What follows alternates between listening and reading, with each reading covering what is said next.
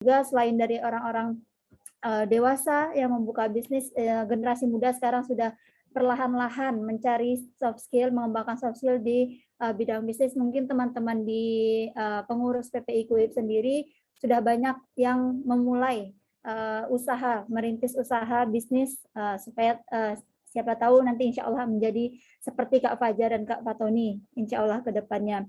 Dan program kerja ini juga dilaksanakan karena dalam PPI KUIPS itu ada namanya divisi kewirausahaan. Kalau misalnya kita tahu biasanya mahasiswa di Indo menyebutnya nih divisi kewirausahaan adalah divisi yang jual jualan gorengan, bakwan dan sebagainya. Ya, mungkin itu kalau misalnya kita sekarang tidak menghadapi masa pandemi atau bisa offline, mungkin ya titik fokusnya divisi kewirausahaan ini bagaimana menambahkan pemasukan dalam organisasi dan juga mengembangkan skill kewirausahaan.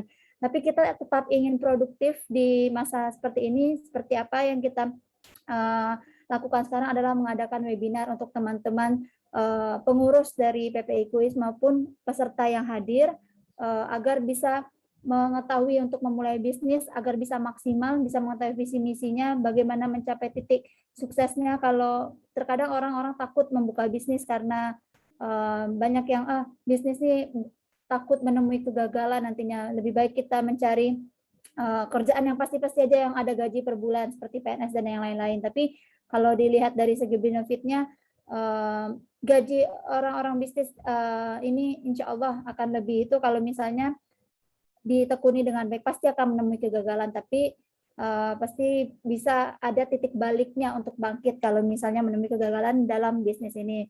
Oke, mungkin nanti Kak Fatoni dan Kak Fajar bisa menerangkan lebih lanjut, dan juga teman-teman di sini feel free untuk memberikan pertanyaan atau hal-hal yang ingin diketahui mendalami tentang bisnis apalagi di masa pandemi ini, silakan ditanyakan karena ada narasumber yang luar biasa hari ini hadir. Terima kasih juga pada teman-teman yang sudah hadir, kepada Ketua Pelaksana dan tim panitia yang sudah mengadakan webinar ini. Terima kasih juga.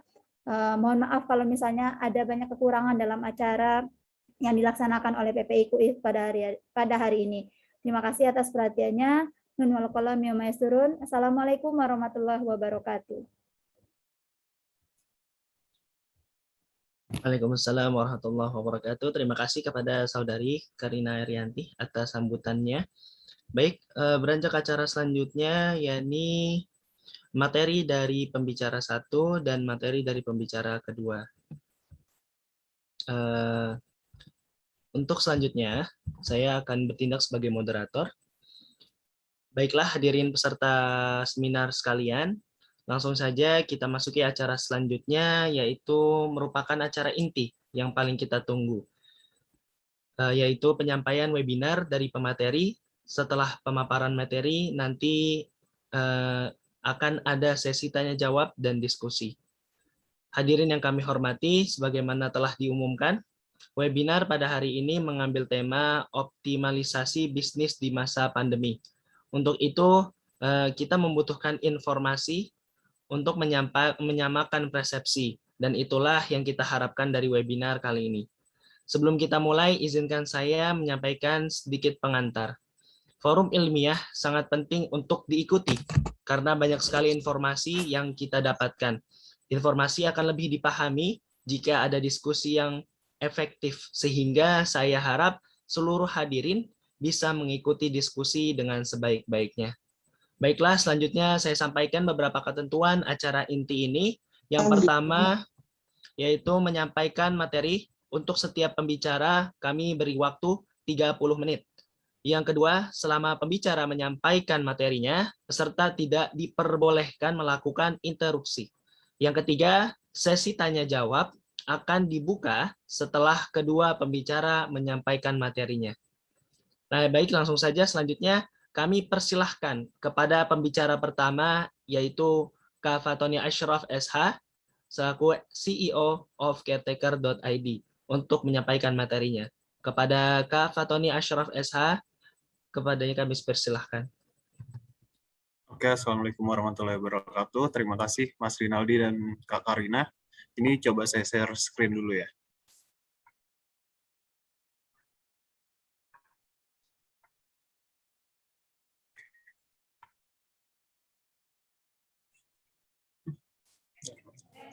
Bentar. Gimana lagi? Bentar.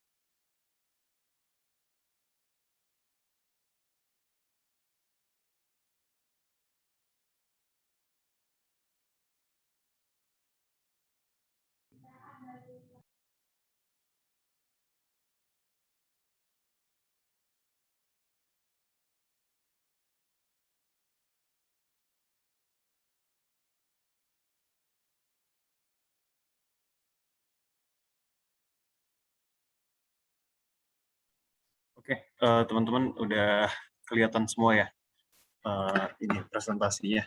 Oke, yang pertama terima kasih atas waktunya yang diberikan kepada saya. Mungkin langsung aja ya. Tadi udah dijelaskan juga bahwa kalau saya sih di kami itu kita ada layanan namanya Caretaker ID. Sebelum menjelaskan apa itu inovasi kita, terus kemudian gimana kiat-kiatnya, mungkin dijelasin dulu ya Caretaker ID itu bergerak di bidang apa. Jadi yang pertama, untuk sederhananya sih mungkin teman-teman selama ini taunya ketika misalkan ada kebutuhan untuk medis atau perlu ke rumah sakit atau nanti perlu perawatan dari medis, perawatan dari perawat, dokter segala macam, pada umumnya orang-orang akan datang ke rumah sakit, ke klinik atau ke dokter praktek untuk mendapatkan perawatan medis. Jadi caretaker di sini memberikan layanan kebalikan nih. Biasanya kita harus ke rumah sakit, ke klinik, kita kembalikan malah di rumah. Jadi memang perawatannya itu nanti akan di rumah, di kamar pasien. Jadi seolah-olah kamar pasien itu kamar rumah sakit atau kamar rawat inap. Jadi betul-betul standby 24 jam si perawatnya di rumah pasien. Jadi memang moto kita tuh sehat sembuh di rumah. Nah, kita startup di bidang kesehatan yang melakukan layanan jasa perawatan pasien di lokasi pasien. Jadi benar-benar di rumah, pasien nggak perlu pergi. Benefitnya sih kalau dari pasien, kadang-kadang memang pasiennya itu kalau udah lansia atau sudah sepuh itu dia memang nggak bisa ke rumah sakit atau nggak bisa bepergian. Dan kalaupun bisa biasanya ada apa ya, ada dampaknya ke dia juga, kayak jadi kecapean atau dia jadi drop segala macam. Nah, kita di sini memfasilitasi yang seperti ini. Nah, terus kemudian di masa pandemi ini kita ada program namanya COVID Care. Jadi COVID Care program ini adalah kita melakukan perawatan pasien COVID di rumah, sama seperti konsepnya dengan caretaker yang di awal tadi. Cuman bedanya ini adalah pasiennya pasien COVID, dan kita pun perawatnya juga harus yang sudah fokus ke pasien yang COVID. Jadi kita di sini kelebihannya sih sebenarnya COVID Care program ini kita berikan jasa perawat, dia akan stay di rumah pasien 24 jam, jadi betul-betul seperti perawat jaga, seperti di rumah di kamar rawat inap rumah sakit. Terus kemudian kita juga ada dokter kontrol, tapi memang kalau dokternya ini dia akan 24 jam dia akan dari jauh, jadi telekonsul sih. Cuman memang dokternya ini juga kita ambil dari seluruh Indonesia, jadi memang nggak di daerah si pasien. Jadi kadang misal pasiennya pasien di Indonesia di Jakarta, dokternya dia dokter dari Palembang atau dari Papua, itu nggak masalah karena memang dari telekonsultasi juga. Jadi kalau pasien COVID kan penanganannya lebih intensif ya, dan risikonya juga lebih besar. Jadi mau nggak mau kita selain ngasih perawat, kita juga ngasih provide juga untuk dokter juga. Kemudian kita juga berikan swab antigen test untuk si pasien ini di hari terakhirnya dia nanti perawatan isoman. Jadi sudah tahu juga nih, jadi nggak perlu lagi dia ngecek keluar-keluar lagi. Terus kemudian ada juga fogging disinfektan. Jadi ini foggingnya di rumah si pasien. Jadi supaya ketika memang sudah negatif lagi, kita juga harus make sure area rumahnya, area tempat tinggalnya juga sudah negatif dari sisa-sisa virus sih, kayak gitu.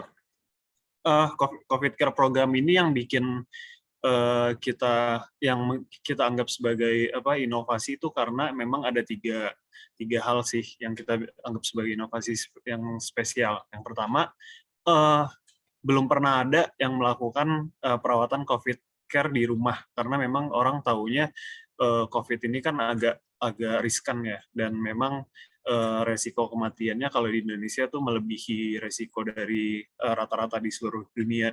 Jadi memang agak riskan dan nggak ada yang berani juga, dan nggak ada yang pernah melakukan juga. Dan sampai sekarang pun memang cuma ada beberapa healthcare provider aja yang bisa melakukan ini, yang berani melakukan ini. Terus yang kedua, sebenarnya program ini karena memang selain susah karena resikonya, itu juga cuma bisa dilakukan kalau ada beberapa provider kesehatan yang bekerja sama. Jadi seperti kayak kita caretaker itu sebenarnya fokusnya ke nurse-nya aja, nurse yang 24 jam tadi. Untuk dokter, kita mau nggak mau kerjasama sama beberapa dokter. Terus swab antigen juga kita mau nggak mau kerjasama juga dengan beberapa provider swab antigen. Terus fogging disinfektan juga kita kerjasama dengan fogging. Jadi memang kita bikin kerjasama, terus kemudian kita provide ke masyarakat. Jadi memang nggak semua ini keempat-empatnya tuh bukan kita cuma di nurse-nya aja, cuman kita yang bawa, terus kita yang harus memastikan semuanya berjalan, kita yang bertanggung jawab juga. Gitu. Jadi memang nanti ketika berjalan pun yang kontak-kontakan sama pasien itu si caretaker, yang ketiga provider ini lewat kita. Nah, terus yang ketiga, need more detailed explanation about the risk and follow-up of COVID care. Jadi, meskipun memang perawatan isoman, ketika memang nanti misalkan si perawatnya mengecek, oh ini pasiennya udah memburuk, harus dibawa ke rumah sakit, atau dokternya juga yang aware, oh ini pasien harus dibawa ke rumah sakit segera. Nah, itu mau nggak mau kita harus infokan ke keluarga pasien, kalau memang si pasien ini harus dibawa ke rumah sakit. Jadi memang kita udah jelasin di awal nih, kita harus ngasih penjelasan secara detail. Kalau misalnya A, kita harus ngelakuin tindakan apa. Jadi memang nggak menjamin dari awal sampai akhir selalu isoman. Kalau memang memburuk, kita mau nggak mau harus bawa ke rumah sakit. Gitu. Terkait dengan COVID Care Program ini, sejauh ini sih efektif ya, maksudnya orang banyak yang senang juga, banyak yang menggunakan juga, dan memang banyak juga provider kesehatan lain yang mencoba ikut-ikutan juga.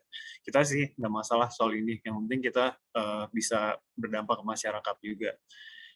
Nah, terkait dengan hal ini, sebenarnya kalau di bahasa di seminar ini kan optimalisasi bisnis ya, jadi memang saya mau memberikan contoh gimana sih sebenarnya ketika kita udah punya bisnis, terus kita dengan adanya pandemi itu kita bukannya menurunkan performa bisnis, tapi justru kita tingkatkan performanya, seperti itu. Nah, oke. Untuk tipsnya optimalisasi bisnis di masa pandemi, saya ada 5, kemarin udah saya mapping ada 5 tips. Yang pertama mindset, networking, problem solving orientation, terus know your risk, sama never leave your main business. Oke. Saya akan jelasin satu-satu. Mindset.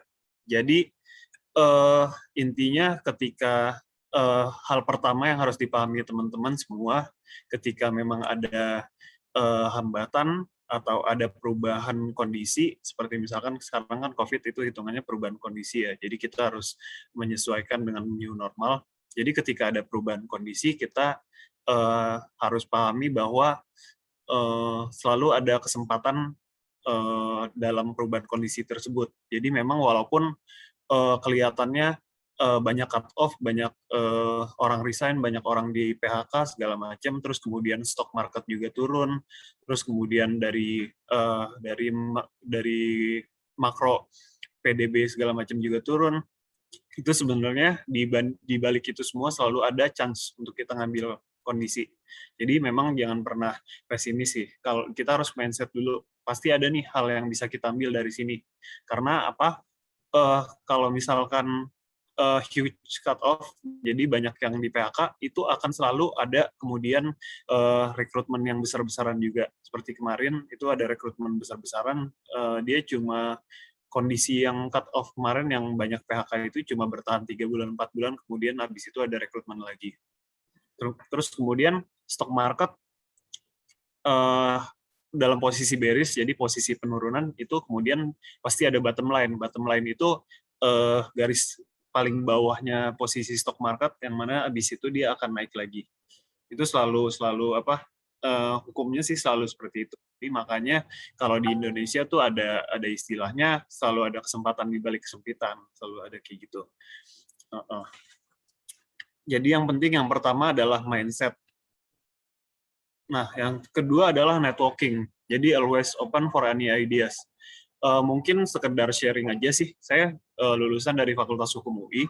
Terus kemudian di akhir masa saya kuliah, saya sempat magang selama 6 bulan di kantor staf presiden. Terus kemudian pas pertama kali saya bekerja, saya di perusahaan yang bisa dibilang apa ya, venture capital tapi dia BUMN bentuknya. Jadi ada perusahaan namanya perusahaan pengelola aset PPA, terus kemudian saya juga melanjutkan ke IDX Indonesia Stock Exchange dan sekarang di United Tractor. Jadi kalau dilihat dari aspek pekerjaan nggak pernah linear nih bidang usahanya, mulai dari venture capital, terus kemudian stock market, terus kemudian sekarang adalah produksi perdagangan alat berat. Jadi memang nggak pernah, cuman memang dari semua ini, dari saya kuliah, terus kemudian kantor staf presiden segala macam, ini memang selalu ada hal yang bisa diambil dan selalu membentuk networking, kita ketemu orang lain, terus kemudian circle-nya juga berbeda-beda. Nah, masing-masing tempat bekerja, masing-masing tempat untuk berteman, menjalin relasi itu punya networking yang berbeda-beda, punya pola mindset yang berbeda-beda juga, pandangannya juga berbeda-beda. Jadi memang networking di sini kita tuh nggak boleh nutup diri ke lingkungan baru, biarpun kelihatannya nggak ada hubungannya nih sama lingkungan saya sebelumnya atau sama goal saya ke depannya. Itu kita tetap harus open. Karena dari sini kadang-kadang kita ada ide, oh iya, kenapa usahanya nggak dilanjutin ke bagian sini aja ya?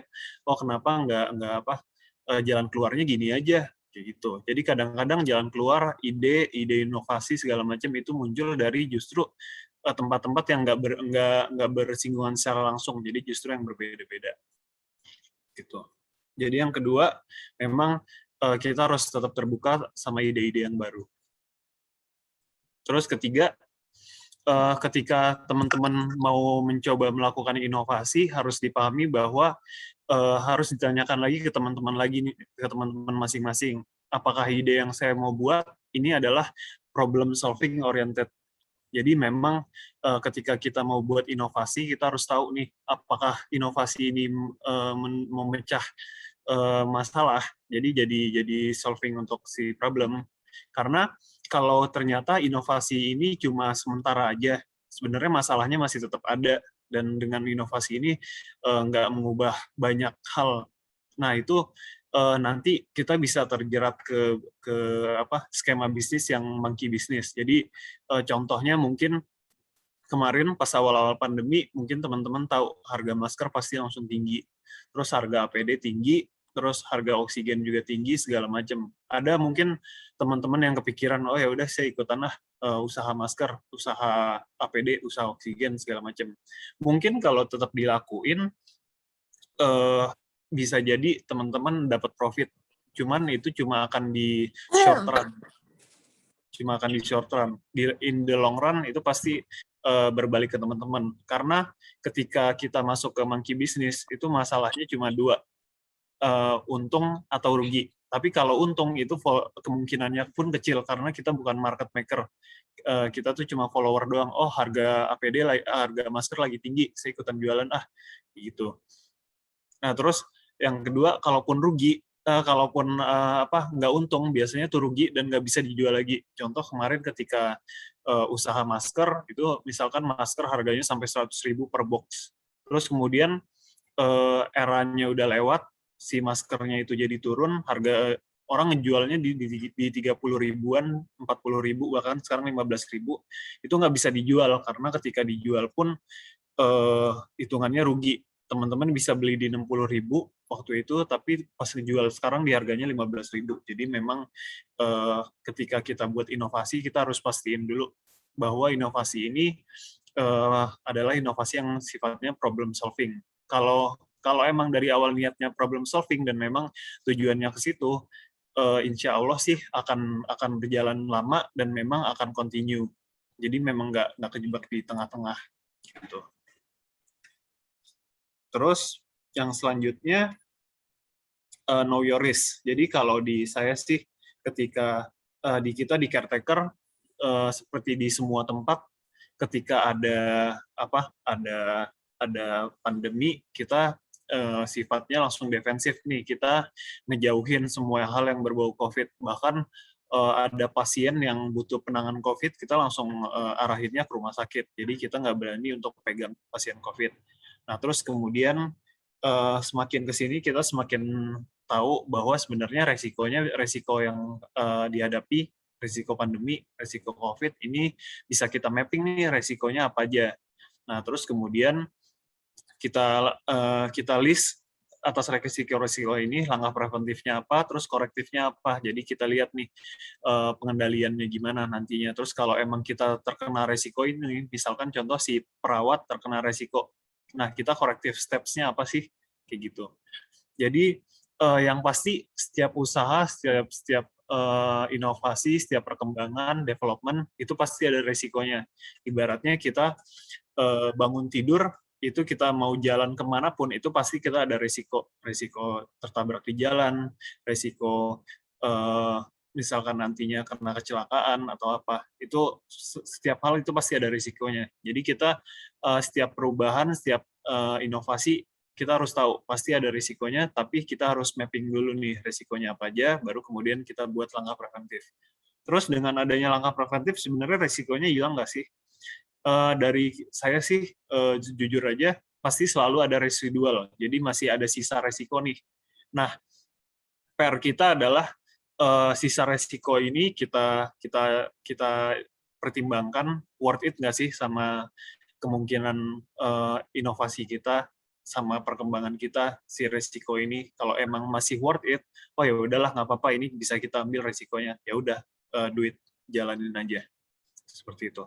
Tapi kalau misalkan resiko yang tersisa itu masih belum worth it, pilihannya dua, antara cari inovasi lain atau tetap dicari langkah preventif sama korektifnya apa sih sama si resiko ini, sampai si resiko yang sisanya yang kita nggak bisa kasih langkah preventif dan korektif ini udah worth it sama si possibilities kita ngambil si inovasi kayak gitu. Kalau dari saya sih paling biasanya ada beberapa orang yang trial dan error, jadi biarpun nggak begitu worth it, dia tetap akan coba jalanin. Dia akan coba dicoba jalanin, terus kemudian akan dilihat nih dari trial and error itu akan ketahuan, oh jadi harusnya langkah preventif sama korektifnya kayak gimana nih. Jadi justru tahu learning by doing, ada beberapa yang seperti itu. Cuman memang itu balik lagi ke tingkat resiko tiap-tiap orang. Tiap-tiap orang tuh punya apa ya? Punya level untuk ngambil resiko yang berbeda-beda. Ada yang dia main aman, ada yang dia risk taker, ngambil semua resiko. Yang penting nanti ada langkah evaluasinya seperti itu. Terus yang terakhir, kalau dari saya, never leave your main business. Jadi ini contohnya kemarin mungkin ada teman-teman di sini yang ikut nonton UFC. Jadi ada di UFC itu ada orang namanya Conor McGregor. Dia itu sebenarnya adalah petarung yang bagus nih, bagus banget. Jadi dia sampai menang sampai dua kelas yang beda. Terus kemudian dia ngelakuin inovasi. Dia ubah pelatihnya, dia ubah tim sparring partnernya, terus pokoknya dia ubah orang-orang yang emang dari awal tuh bawa dia untuk jadi champions. Nah, terus kemudian dia ubah tujuannya karena memang orang yang mau dia lawan ini emang jauh, huge different level sama dia. Jadi emang dia ngelihatnya, oh ini orangnya beda jauh levelnya sama gue harus ngubah nih, tim-tim gue harus gue tingkatin. Nah, akhirnya dirombak semua, tapi ternyata justru malah karena dia rombak, dia malah kalah karena nggak punya identitas lagi jadinya. Dan dia pun mau balik ke tim yang lama itu nggak bisa karena tim yang lama pun nggak suka sama dia lagi dengan cara dia yang kemarin. Nah, ini sebenarnya harus dipahami juga untuk setiap bisnis. Jadi apapun bisnis yang kalian lakuin, apapun inovasi yang kalian lakuin, ketika kalian mau melakukan inovasi, development, jangan pernah tinggalin core bisnis yang udah kalian lakukan dari awal. Jadi contohnya kalau caretaker, biarpun kemarin ada jasa program COVID Care dan itu booming dan itu banyak yang menggunakan dan profitnya jauh lebih gede dibanding jasa layanan biasa, kita yang jasa layanan biasa nggak kita lepas. Jadi benar-benar tetap kita lakukan, semuanya nggak kita pindahin, karena kita tahu ketika kita pindahin ke awal, terus once kondisinya udah berbalik, udah normal lagi, kita akan bingung nih gimana untuk kedepannya karena semuanya udah dipindahin. Nah, mungkin ada satu contoh lagi. Jadi ada satu orang, dia adalah pengusaha rumah makan warteg. Jadi dia punya rumah makan warteg tuh ada 10-an. Dari wartegnya ini dia bisa dapat profit per harinya itu 1 juta. Jadi dari si warteg ini doang, dari satu tempat. Nah, terus jadi kalau dihitung-hitung, kalau kali 30, 1 juta per warteg, terus dia ada 10 warteg, berarti kan 10 juta. Terus kemudian dia dalam 3 bulan kan 30. Jadi lumayan lah omsetnya. Biarpun itu masih omset kasar ya. Tapi udah lumayan. Nah, terus kemudian karena untungnya gede, akhirnya dia mau coba bisnis properti. Karena properti lagi booming waktu itu. Nah, terus kemudian dia coba bisnis properti, kasihkan nih di inovasi di development di bidang properti. Akhirnya dia wartegnya itu nggak dia pegang lagi. Terus dia kasih ke orang, terus dia oper ke orang, bahkan dijual ke orang lain. Jadi, mau beli nggak warteg gua nih, profitnya per hari segini, lo beli aja di harga segini, mau nggak? Gitu. Pokoknya dijual-jual ke orang lain. Akhirnya dia fokus ke properti yang dia baru tahu. Terus kemudian singkat cerita si propertinya ini nggak berjalan mulus. Akhirnya justru malah dia ada propertinya ini ada utang terus sudah ketutup sih sama dia. Tapi jadinya dari nol lagi karena si propertinya udah bangkrut hitungannya. Nah, di posisi ini dia mau balik lagi ke warteg yang udah ngebesarin dia, nggak bisa karena wartegnya udah dijual. Dan partner-partner wartegnya pun nggak ada lagi yang mau sama dia sih, karena memang kayak ditinggalin gitu aja, nggak ada itikat baiknya seperti itu. Jadi memang ketika ada suatu hal yang udah bikin teman-teman udah di posisi tertentu, itu jangan sampai dilepasin cuma karena ngejar inovasi atau development. Tetap pegang root-nya, tapi development tetap dijalanin. Itu sih yang terakhir.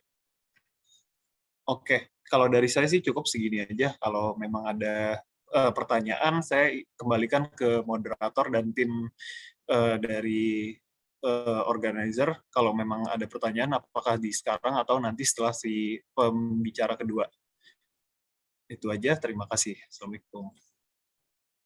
Baik, waalaikumsalam warahmatullahi wabarakatuh.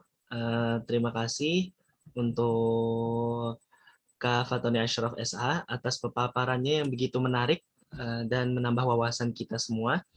Untuk sesi pertanyaan kita buka setelah pembicara kedua, Kak. Jadi kita lanjut saja ya. Mari kita simak materi dari pembicara kedua. Yang terhormat Kakak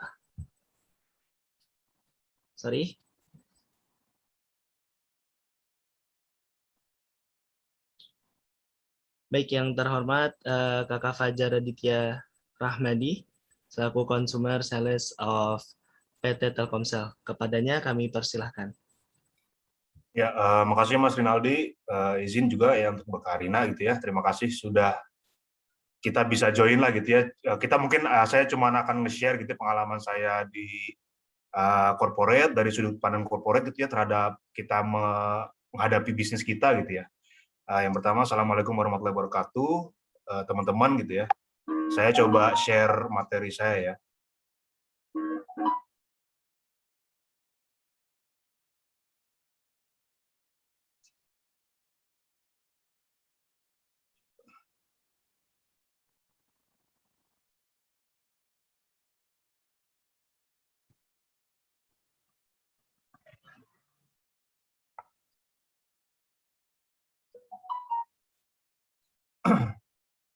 Ya, Assalamualaikum warahmatullahi wabarakatuh. Gitu. Makasih teman-teman udah hadir gitu ya di acara ini gitu. Nah, kalau berbicara mengenai bisnis gitu, berbicara mengenai optimalisasi gitu di masa pandemi gini, apakah kita bisa? Nah, saya coba cari sudut pandang perspektif dari sisi korporat gitu teman-teman. Kita itu sudah, kalau dari Telkomsel sendiri, kita itu sudah bangun gitu ya, udah cukup lama gitu ya, bukan masuk startup lagi, tapi ketika kita dihantam oleh pandemi ini, nah kita juga berdampak gitu teman-teman kepada revenue dari Telkomsel. Mungkin sedikit cerita gitu ya, di tahun 2020, di Januari sampai Maret, ada juga bencana yang terjadi, bahkan di bulan Maret gitu ya, akhirnya ada COVID-19 sudah mulai masuk gitu di kita gitu ya. Mungkin dari awal tahun, gitu. Cuma kita berasanya sudah mulai di Maret gitu. Nah ini apa yang terjadi teman-teman gitu ya di Telkomsel gitu sendiri. Secara market share kita gitu ya, kalau kita bicara FB share tuh market share kita turun gitu teman-teman. Turun 0,85% gitu ya, market share yang di Telkomsel ini. Nah ini dampaknya karena ada bencana maupun dampak COVID ini sendiri gitu. Kalau dilihat international roaming gitu ya, teman-teman mungkin yang yang berkuliah di luar negeri atau paket-paketan international roaming gitu ya, ini juga turun teman-teman di bulan Maret khususnya gitu. Dan bulan Maret ini benar-benar outbreak gitu ya untuk COVID-19 ini. Kita beralih berikutnya gitu di April sampai Juni di Q2 2020 tahun lalu teman-teman, bahwa secara revenue pun bisnis kita juga semakin turun gitu. Secara revenue bahkan secara market share juga gitu ya. April sampai Juni ini masa-masanya lockdown kita gitu ya untuk di Indonesia sendiri gitu maupun di luar. Secara market share gitu itu kita juga turun gitu teman-teman. Karena mungkin memang yang biasanya bekerja ataupun wira swasta gitu ya. Mereka terlayoff gitu teman-teman ya. Banyak yang di PHK ataupun bisnis-bisnis baik yang tutup gitu. Nah, ini berdampak juga ke perusahaan Telkomsel gitu teman-teman. Jadi turun secara revenue di minus 4,6%, maupun secara market share gitu ya, market kita turun juga gitu teman-teman. Tapi di Juli sampai di Q3 2020 gitu teman-teman, kita coba bangkit gitu ya, kita coba cari kerjasama, kita coba cari cara-cara baru gitu ya teman-teman.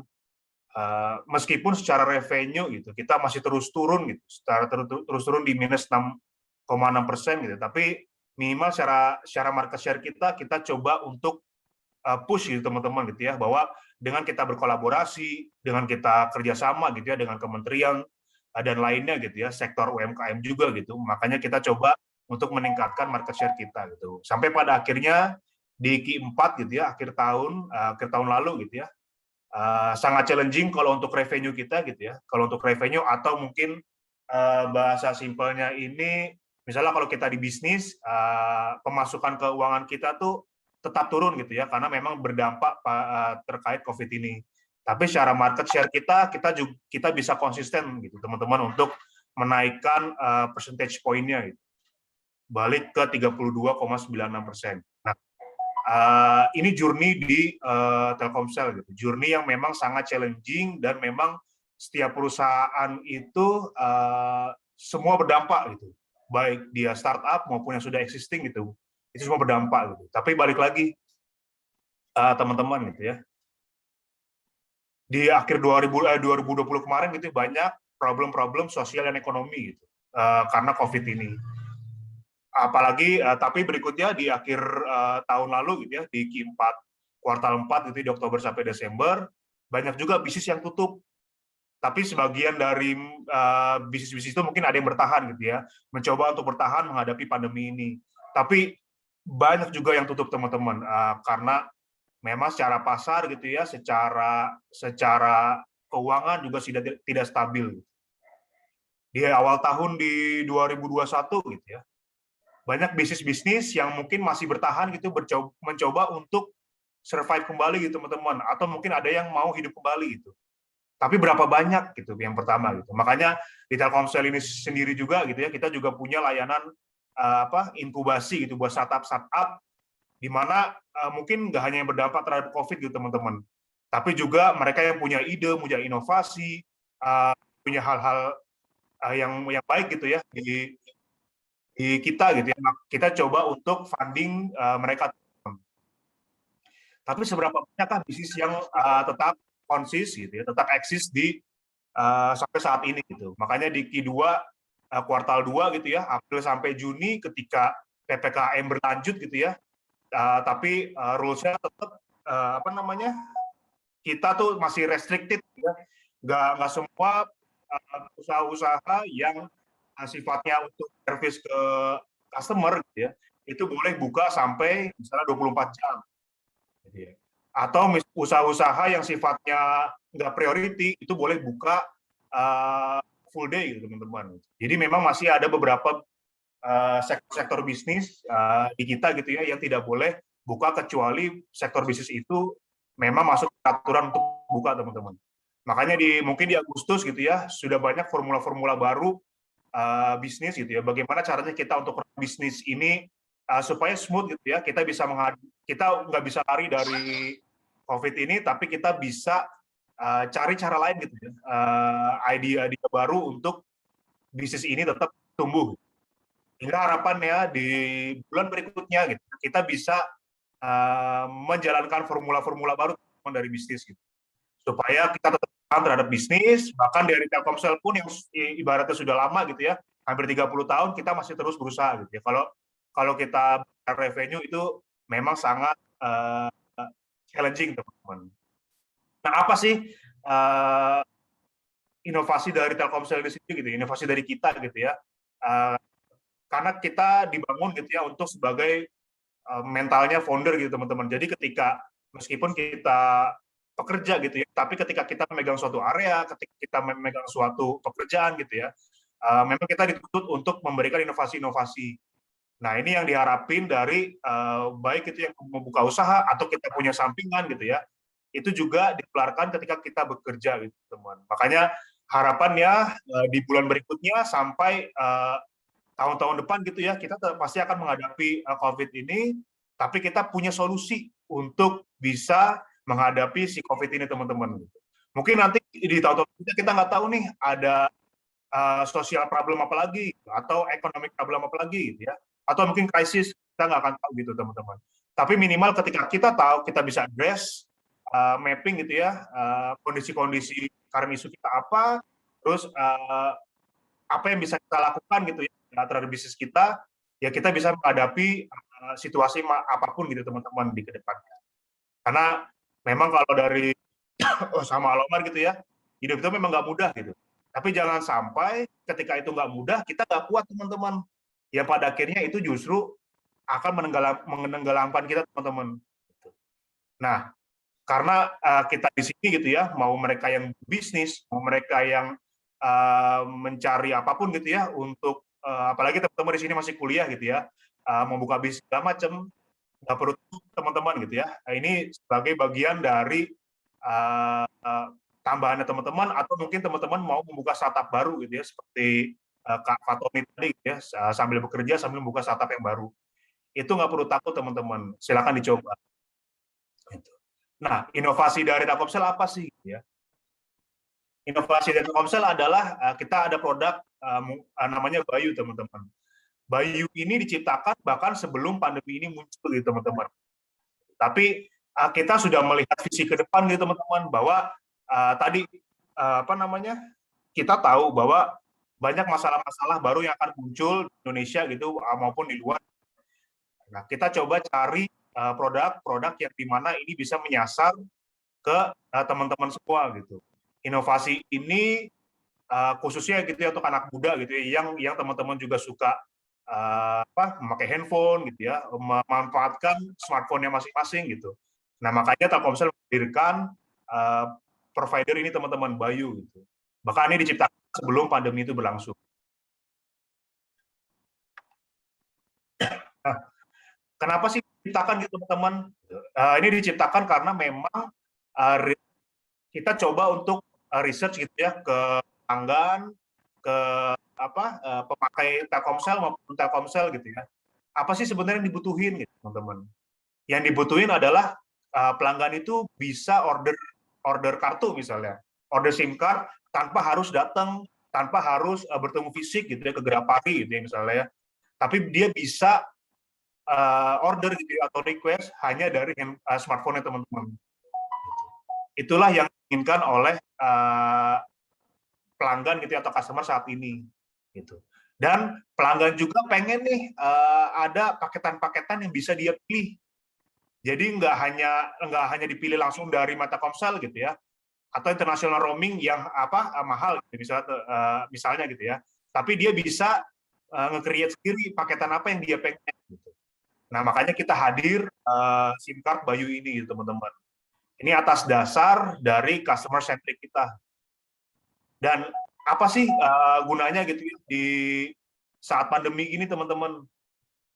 Di saat pandemi ini kita sangat penting untuk bisa mengedepankan customer centric gitu, teman-teman. Contohnya, teman-teman mau membuka usaha gitu ya, membuka usaha makanan di daerah teman-teman gitu. Nah, teman-teman harus mapping dulu.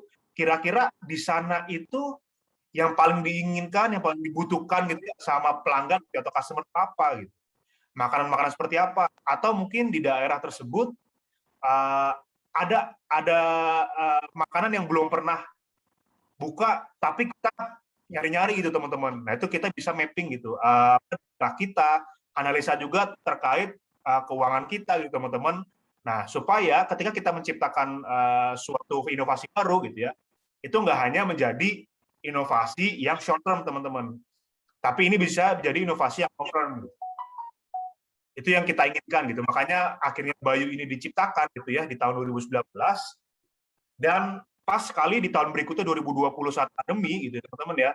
Ini pada akhirnya requestan atau keinginan pelanggan membeli Bayu ini sangat meningkat gitu teman-teman. Karena apa gitu? Kenapa Bayu ini diciptakan?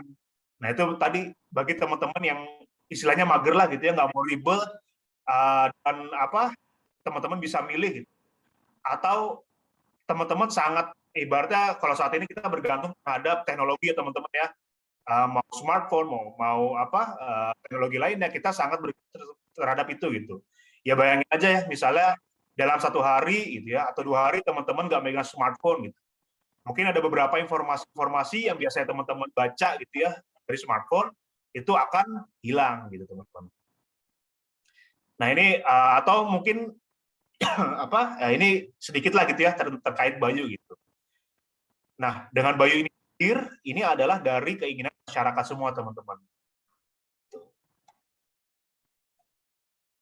Dan konsep kita adalah all in one teman-teman.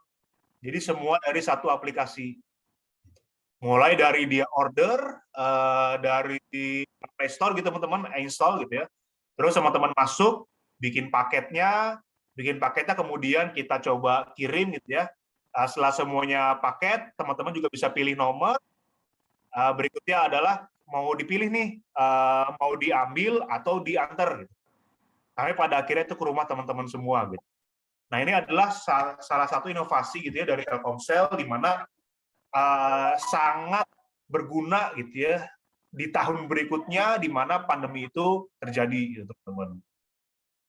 Jadi Pak memakai konsep all in one gitu ya, semua kita bisa dari hulu hilir, mulai dari pesan sampai barang itu hadir di fisik rumah teman-teman gitu ya. Itu hanya dari smartphone teman-teman. Nah, ini salah satu bentuk inovasi dari Telkomsel. Dan mungkin sampai saat ini gitu ya, profile customer pelanggan Bayu se-Indonesia gitu ya, kalau kita nyebutnya anak Bayu gitu ya, itu sudah 5 juta yang mendownload di Play Store teman-teman, di mana sudah 80%-nya yang saat ini aktif memakai provider Bayu teman-teman, di mana kita pilih lagi 70%-nya adalah Gen Y dan Gen Z gitu. Dan bahkan Gen sebelumnya 30% itu juga mencoba teman-teman untuk provider Bayu ini. Dan ini memang masih tersedia itu di Indonesia teman-teman. Tapi kita coba ngambil kemungkinan bahwa mungkin teman-teman yang di luar gitu ya bisa juga mengakses ini gitu, teman-teman. Tapi pada intinya adalah kita mengharapkan sebuah inovasi gitu dari teman-teman gitu. Apalagi teman-teman yang masih fresh ya, pasti banyak sekali inovasi-inovasi yang mungkin teman-teman punya gitu. Tapi bingung caranya untuk menumpahkan atau menuangkan idenya teman-teman gitu. Dan banyak sekali mungkin atau teman-teman ingin berwira swasta gitu. Nah, kita butuh inovasi-inovasi gitu ya dari teman-teman semua. Nah, nggak lupa teman-teman bahwa kerjasama lintas sektoral itu sangat penting gitu. Ketika teman-teman ingin membuka usaha, teman-teman nggak boleh tertutup gitu ya sama peluang-peluang dari perusahaan lain, teman-teman. Jadi harapannya adalah ketika teman-teman itu udah mulai run bisnis gitu ya, teman-teman bisa bekerja sama dengan perusahaan-perusahaan lain atau bahkan dengan customer-customer lain gitu teman-teman. Jadi jangan pernah menutup kemungkinan untuk bekerja sama dengan sektor-sektor lain teman-teman gitu ya. Karena dengan bekerja sama ini juga kita akan menambah channel teman-teman. Kalau kita lihat gitu ya, kita berbicara perusahaan-perusahaan yang mungkin sudah settle atau mungkin startup gitu ya. Telkomsel pun juga bekerja sama dengan e-commerce atau mungkin startup-startup yang baru gitu ya. Bahkan kita bekerja sama dengan Gojek gitu teman-teman. Dalam rangka apa gitu teman-teman ya? Kita dalam rangka untuk menambah channel gitu ya, menambah channel maupun kita coba apa sih benefit atau hal-hal yang bisa kita manfaat kita optimalisasi teman ketika kita bekerja sama dengan perusahaan lain. Jadi konsep founders mentality-nya itu harus kita bentuk teman-teman. Ketika kita memegang suatu perusahaan, bahkan hanya sebagai pegawai gitu ya, tapi mental kita sebagai founder itu harus kita munculkan teman. Karena itulah yang membuat perusahaan itu bisa atau usaha teman-teman itu bisa jalan secara long term teman-teman. Ketika kita hanya follow the rule gitu ya, ketika kita hanya follow gitu ya, mungkin teman-teman akan eksis gitu. Tapi apakah bisnis teman-teman itu bisa meningkat secara baik atau tidak? Nah itu dibutuhkan mental founder teman-teman. Mental kita sebagai owner gitu teman-teman di perusahaan yang akan kita lakukan.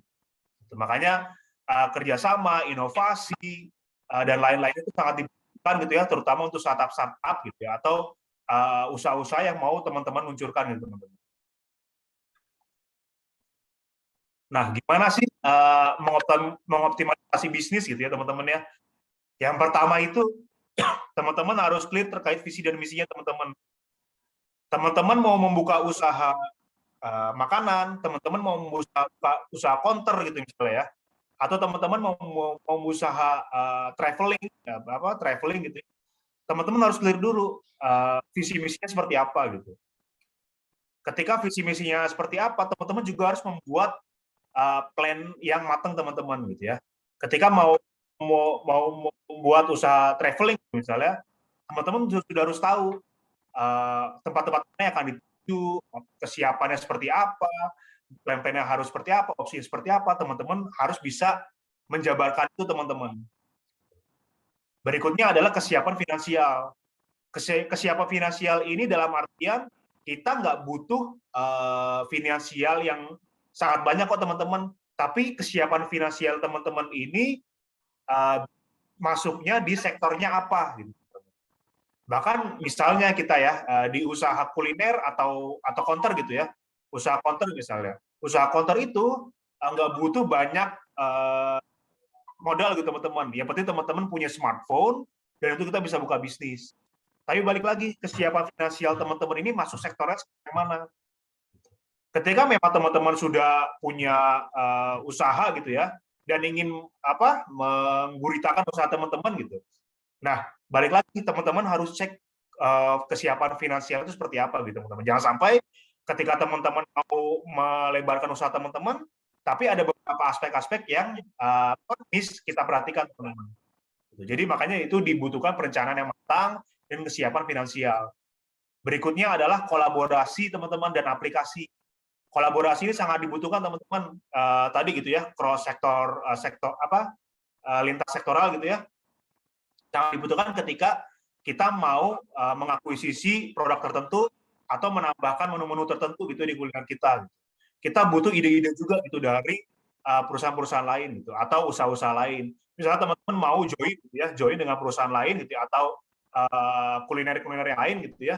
Nah, teman-teman dengan ada kolaborasi ini kita saling bagi gitu ya, bagi-bagi keuntungan, tapi di situ kita juga bisa membuka opportunity baru teman-teman, ide-ide baru, inovasi baru, di mana baiknya adalah didukung dengan aplikasi teman-teman.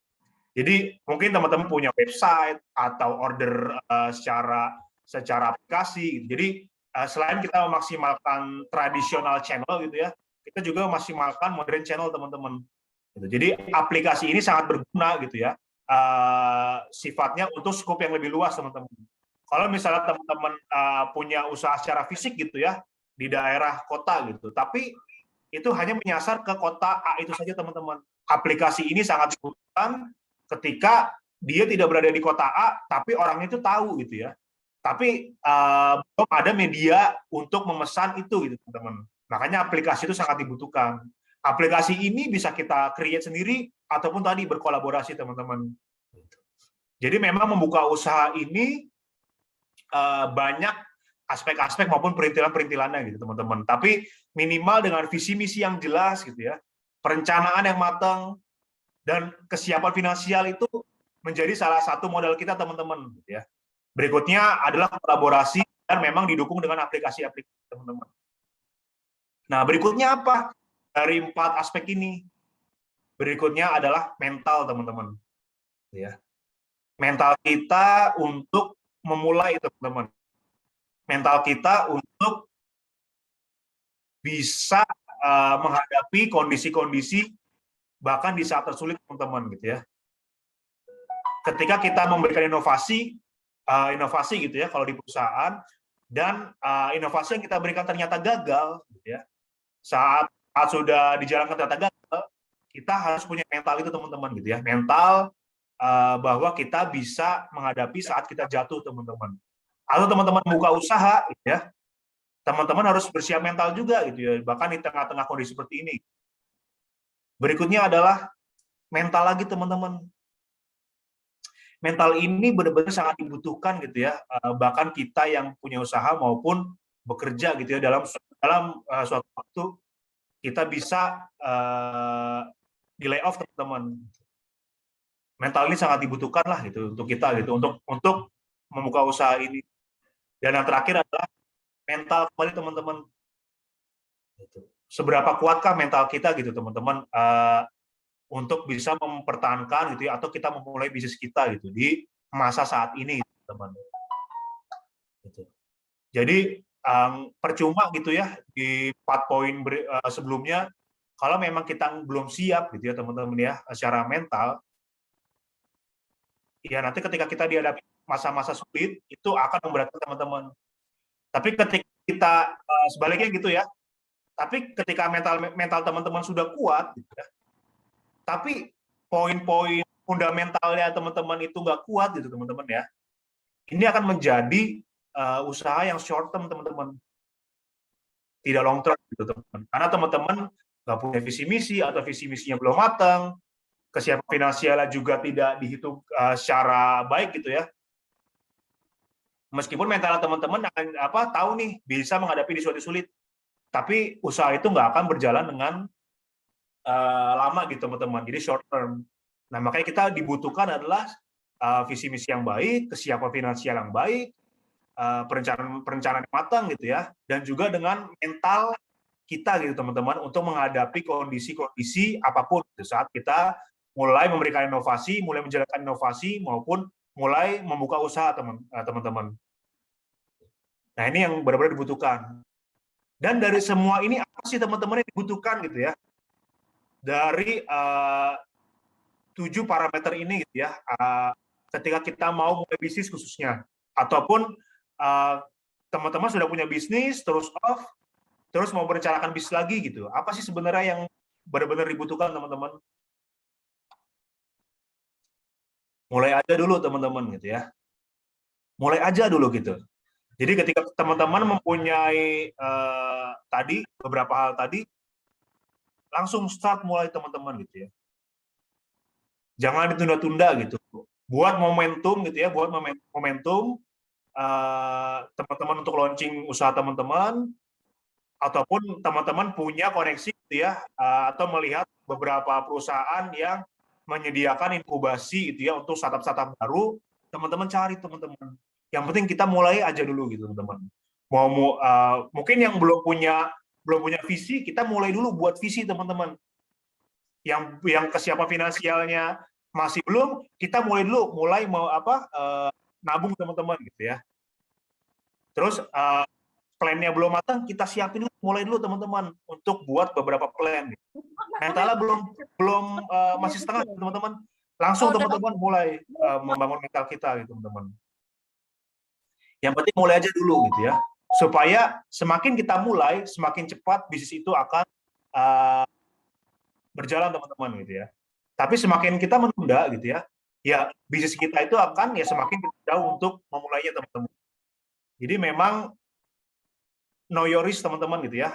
Teman-teman ketika teman-teman mulai, teman-teman akan tahu konsekuensinya, teman-teman sudah tahu bagaimana cara mengatasinya, dan teman-teman sudah tahu nih visi misi teman-teman gitu ya. Ketika teman-teman mau membuka cabang kembali atau bahkan baru mau mulai konsep, yang penting mulai aja dulu teman-teman. Gitu. Karena itu tadi teman-teman, kita membutuhkan kreativitas gitu ya. Creativity is inventing, experimenting, growing, taking risks, breaking rules, making mistakes, and having fun, teman-teman. So, mulai aja dulu, nggak perlu takut. Apapun yang teman-teman lakukan, pasti ketika kita sudah matang merencanakannya, itu pasti akan berjalan, teman-teman. Gitu. Pasti bakalan ada obstacle-obstacle gitu setelahnya gitu ya. Tapi teman-teman pasti sudah bisa mapping, mengadres gitu ya masalah-masalah itu, teman-teman. Jadi nggak perlu takut ketika teman-teman ingin mulai usaha gitu ya, atau bahkan ketika teman-teman bekerja dan memulai usaha juga gitu ya teman-teman, itu nggak perlu takut teman-teman. Gitu. Tinggal kita yang memilih apakah kita mau 100% gitu ya di usaha yang akan teman-teman geluti, atau mungkin bagi gitu dengan pekerjaan dan usaha. Gitu. Itu balik lagi teman-teman, nggak ada yang salah gitu ya teman-teman ya. Kita di sini semua mencari solusi, mencari jawaban atas kehidupannya kita sendiri. Jadi yang mengetahui apa yang akan kita jalani ya kita sendiri teman-teman. Jadi nggak perlu takut ketika teman-teman memang sudah fully percaya gitu ya, fully 100% untuk buka usaha, silakan buka usaha gitu ya. Ketika teman-teman masih ragu gitu ya, setelah lulus saya ingin jadi apa gitu ya, ingin bekerja dan mau buka usaha juga, silakan buka usaha teman-teman gitu ya. Bahkan ketika teman-teman 100% yakin ingin menjadi pegawai gitu ya, berikan inovasi-inovasi terbaik, bangun mental kita sebagai owner teman-teman. Karena itu sama juga kita punya usaha teman-teman, kita punya tanggung jawab yang akan kita kerjakan. Jadi usaha itu nggak hanya sekedar kita menjalankan perusahaan atas kita teman-teman, tapi kita menjalankan inovasi teman-teman. Inovasi untuk kemajuan baik itu perusahaan maupun usaha-usaha yang akan teman-teman lakukan. Mungkin sekian dari saya. Mulai aja dulu teman-teman. Saya yakin teman-teman di sini adalah generasi-generasi gitu ya, penerus bangsa gitu ya. Yang mudah-mudahan saat teman-teman lulus balik lagi ke negara kita gitu, dan kita bisa meningkatkan kesejahteraan hidup bangsa di Indonesia. Kurang lebih mohon maaf. Wassalamualaikum warahmatullahi wabarakatuh. Ya, waalaikumsalam warahmatullahi wabarakatuh. Terima kasih kepada pemateri kedua yang semakin memperkaya wawasan kita semua. Untuk setelahnya, hadirin yang saya hormati, Demikianlah pemaparan materi yang telah dibawakan oleh kedua pemateri hari ini. Materi pertama mengambil judul sama dengan judul webinar ini, yakni optimalisasi bisnis di masa pandemi. Simpulan dari materi tersebut adalah yang beberapa saya tangkap, termasuk mindset. Pasti ada hal yang bisa diambil dari segala kondisi, atau istilahnya adalah ada kesempatan dalam kesempitan. Lalu juga ada networking. Masing-masing tempat networking punya pemikiran berbeda, jadi kita harus open untuk mengambil ide dan inovasi dari pemikiran serta tempat yang berbeda. Lalu juga ada ketika kita membuat inovasi, juga harus berpikir apakah problem solving oriented atau tidak, atau hanya menutup masalah sementara. Nah, jika seperti itu, kita hanya termasuk dalam monkey business. Yang saya tangkap dari monkey business ini, kita akan terjebak di tengah-tengah keuntungan dan kerugian yang cepat. Lalu ada namanya ketahui resiko dalam bisnis, lalu juga dan terakhir tentang never leave your main business. Dan yang kedua, dari materi kedua yang berjudul sama, optimalisasi bisnis di masa pandemi, dapat disimpulkan bahwa yang pertama kita harus membuat visi dan misi yang jelas dalam usaha dengan perencanaan yang matang tentunya. Ada juga persiapan finansial serta kolaborasi yang dimana lebih baik didukung oleh aplikasi karena akan sangat berguna untuk ruang lingkup yang lebih luas. Dan yang nggak kalah penting juga, mental sampai 3 kali tadi disebutkan karena ini sangat dibutuhkan oleh pelaku pengusaha maupun startup atau yang sudah besar.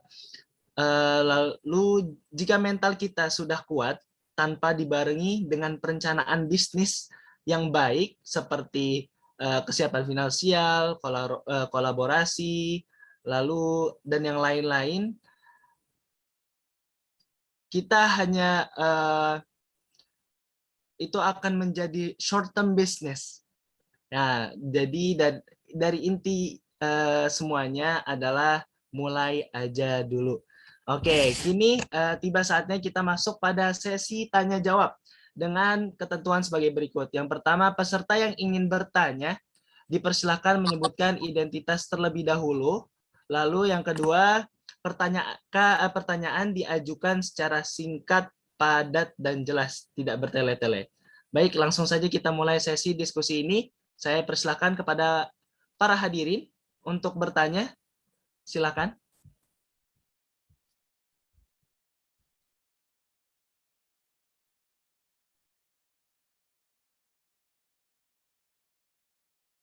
Yang ingin bertanya boleh raise hand dulu.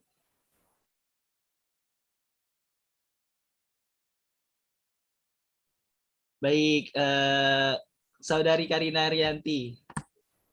Silakan perkenalkan diri, terus abis itu sebutkan pertanyaannya. Oke, terima kasih sekali lagi moderator kita yang luar biasa juga ya hari ini, Masya Allah. Kayaknya masih di mute deh. Oh, tes. Kedengeran nggak? Tes. Halo? Baik. Oh iya, baik. Udah. Oke. Terima kasih moderator yang sangat inspiratif sekali ya hari ini. Sambil mengulas juga. Mungkin kalau dibilang pertanyaannya singkat, padat, dan jelas, kayaknya mohon maaf agak mengambil waktu sedikit ya, karena ini ada 2 pertanyaan kepada 2 narasumber. Ini saya mulai, bagi teman-teman yang lain, harap setelah saya bertanya juga mengajukan pertanyaan kepada 2 narasumber kita yang luar biasa pada hari ini. Jadi pertanyaan pertama saya perkenalkan, saya Karina Erianti, selaku mahasiswa dan juga Ketua PPI periode 2020 hingga 2021. Dan pertanyaan pertama ingin saya ajukan, boleh untuk siapa saja, Kak Fatoni maupun Kak Fajar. Jadi ini mengenai mungkin agak out of the topic, out of the box, kayak ini kita tahu sekarang ini sama remaja generasi muda nih sudah banyak yang menggeluti bisnis, dan banyak juga di antara kami ini yang generasi muda ini berpikir kalau misalnya sekarang mempunyai uang pegangan, apakah lebih baik kami menabung atau kami berinvestasi. Sekarang banyak kan tawaran untuk investasi saham, investasi apa, dan kalau misalnya kami ingin memulai investasi, maksudnya bagaimana mindset kami agar tidak terjebak dalam investasi bodong, ataupun kita juga bisa kayak investasi mana yang lebih menguntungkan, investasi berbentuk barang seperti emas atau kita mengikuti trading saham seperti itu. Dan atau lebih baik kalau kita menabung, kalau misalnya benefit kalau menabung kan tidak ada pergerakan di uang itu ya. Tapi kalau misalnya kita investasi akan ada penambahan atau penambahan dalam uang yang kita investasikan. Itu pertanyaan pertama. Yang pertanyaan kedua saya khususkan kepada Kak Fajar yang mungkin sudah berpengalaman di Telkomsel ya. Ini mungkin agak sedikit pribadi pertanyaannya, Kak. Kalau misalnya kita punya kartu Telkomsel ini, kita sekarang ada di Malaysia dan sudah 2 tahun ini kartunya karena sudah tidak lama diisi kuota maupun diperpanjang pulsanya, jadinya mati, jadi tidak bisa dipakai lagi hingga nonaktif sampai WhatsApp-nya juga terkeluar. Dan waktu itu orang tua saya sudah ke Grapari terdekat untuk mengaktifkannya, tapi harus menggunakan KTP saya, tapi KTP-nya saya bawa ke Malaysia, jadi tidak bisa. Nah, apakah ada kemungkinan dalam kurun misalnya saya 1 atau 2 tahun lagi pulang nih ke Indonesia, terus saya mengaktifkan kembali kartu saya, itu masih bisa tenggang waktunya, atau ada kemungkinan yang mendapat seperti kita tahu kan biasanya kartu ini kalau udah aktif jadi orang lain yang punya nomor kita nanti. Baik, terima wabarakatuh. Waalaikumsalam warahmatullahi wabarakatuh. Baik, kepada pemateri boleh dijawab. Mungkin dari Kak Fatonia Ashraf boleh terlebih dahulu.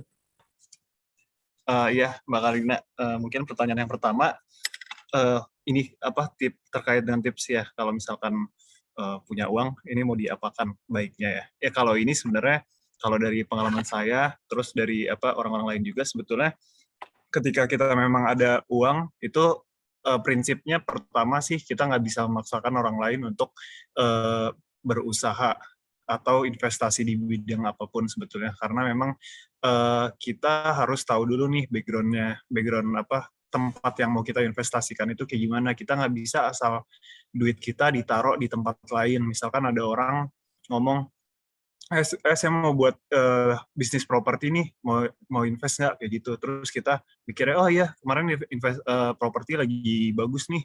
Nah kita nggak bisa main taruh-taruh aja duit, karena kita harus tahu juga aspek properti itu kayak gimana. Jangan sampai kita naruh duit tapi nggak balik. Intinya sih kayak gitu. Kita harus paham kemana duit kita masukin. Itu yang pertama.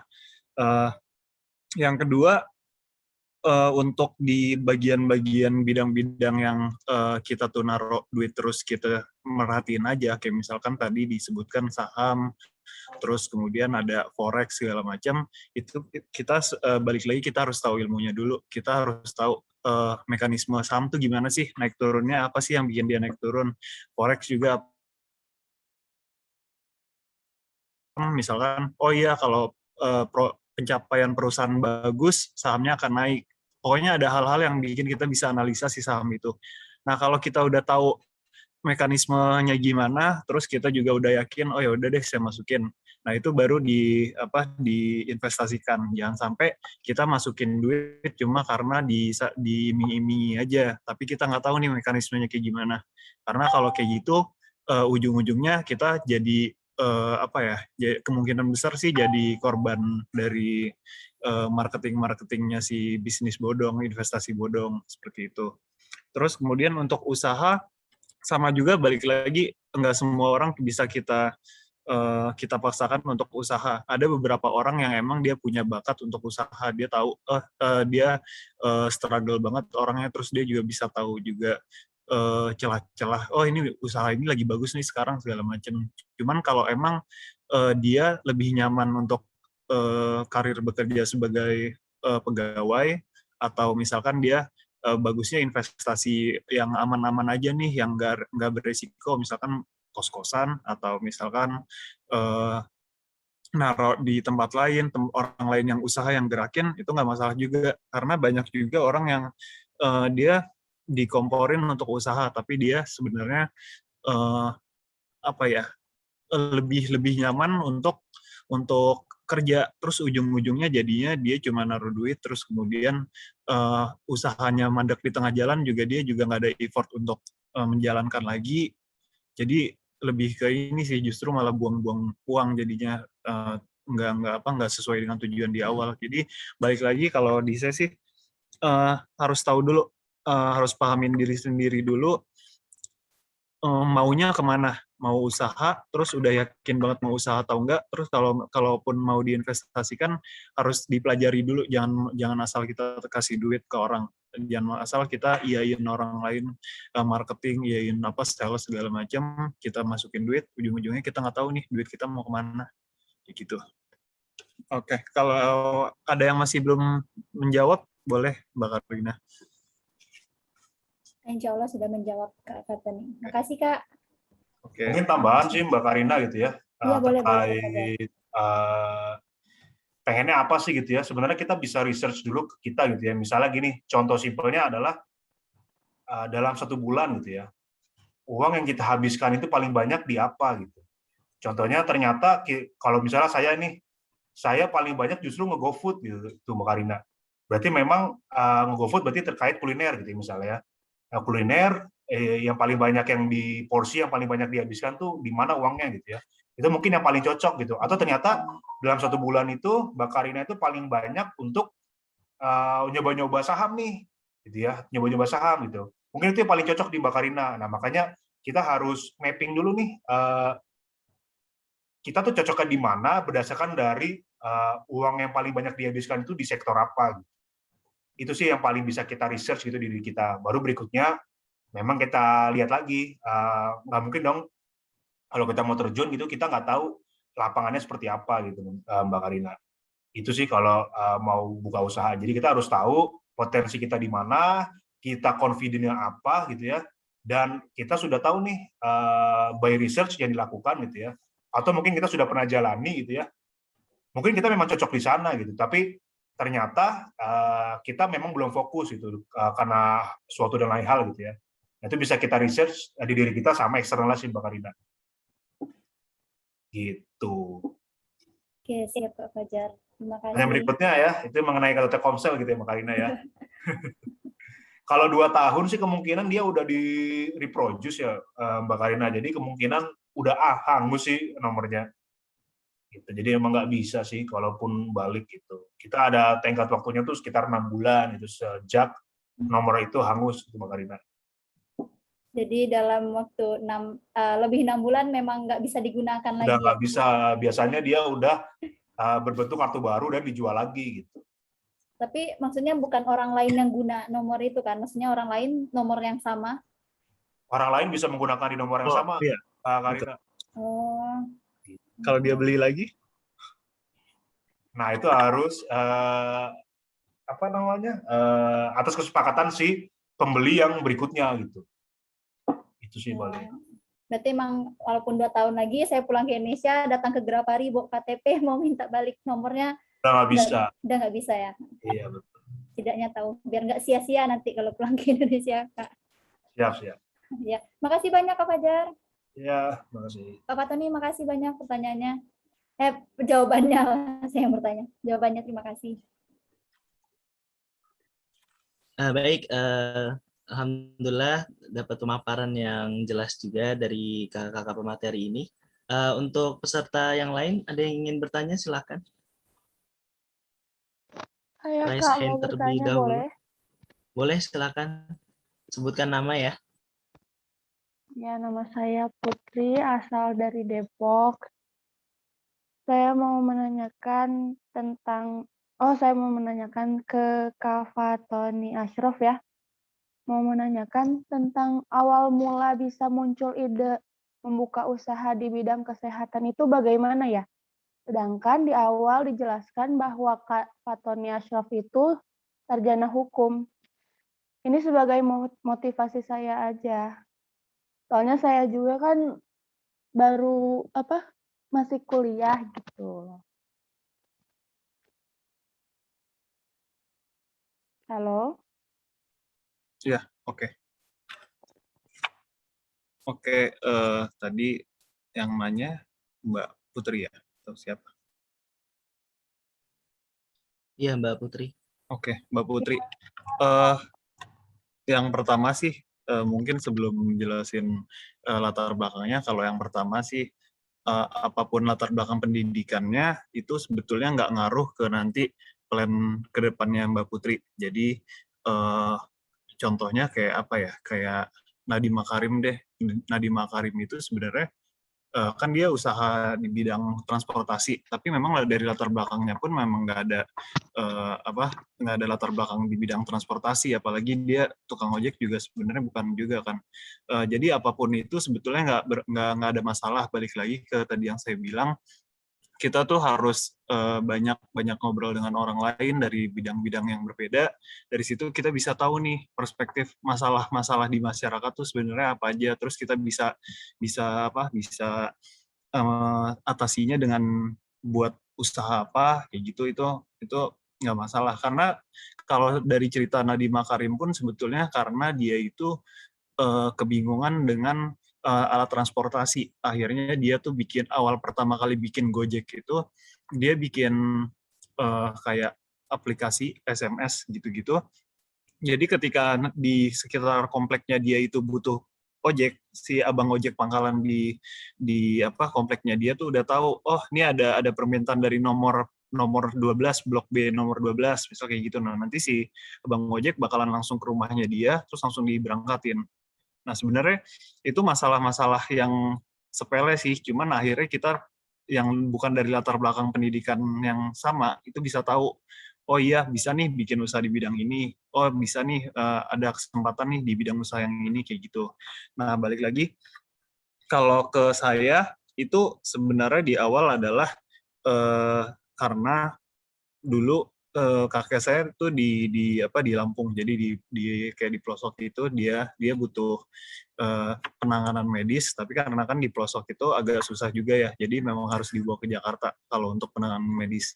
Nah, sementara untuk perawatnya pun agak sulit, agak susah, dan di sana pun fasilitas kesehatan juga agak kurang.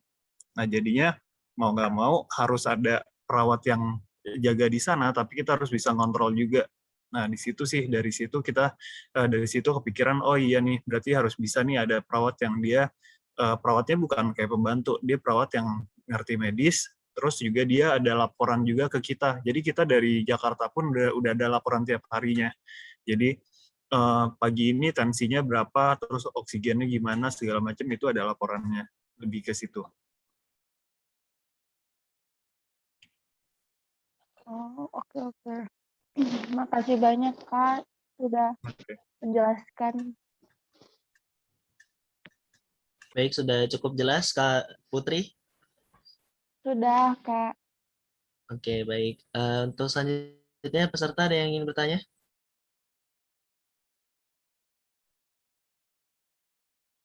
Atau sekalian nunggu, saya ingin bertanya nih kepada kedua pemateri. Sebagai pemilik bisnis, kita harus tahu selalu bersiap untuk beragam resiko yang bakal terjadi selama berbisnis. Salah satunya resiko terburuk adalah bangkrut dan bisnismu harus tutup. Nah, lalu saya ingin bertanya, Kak, apakah yang harus diambil saat usaha kita memang benar-benar harus tutup, Kak? Dan juga apakah penting dana darurat dan bagaimana cara mendapatkannya, Kak? Terima kasih.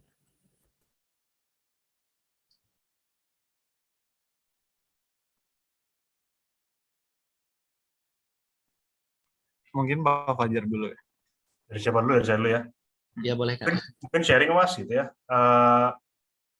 Di awal saya kerja gitu ya, saya juga buka, karena memang saya bekerja telekomunikasi gitu ya, saya buka counter gitu ya, counter pulsa di daerah Tangerang gitu ya, Kabupaten Tangerang. Mungkin boleh share gitu ya, dana darurat itu sangat penting gitu, Mas Rinaldi gitu ya. Ketika kita dihadapin suatu kondisi bangkrut gitu ya, karena beberapa hal. Nah, dana darurat itu sangat penting untuk meyakinkan apakah kita ingin melanjutkan si usaha kita atau memang mau cut off si usaha kita gitu, Mas. Nah, untuk melanjutkan itu balik lagi kita harus tahu nih misalnya potensi di area sana tuh masih memang memungkinkan nggak sih kalau kita ingin lanjut, gitu. Atau mungkin kita mau merubah area lain gitu, tapi masih bisnis yang sama.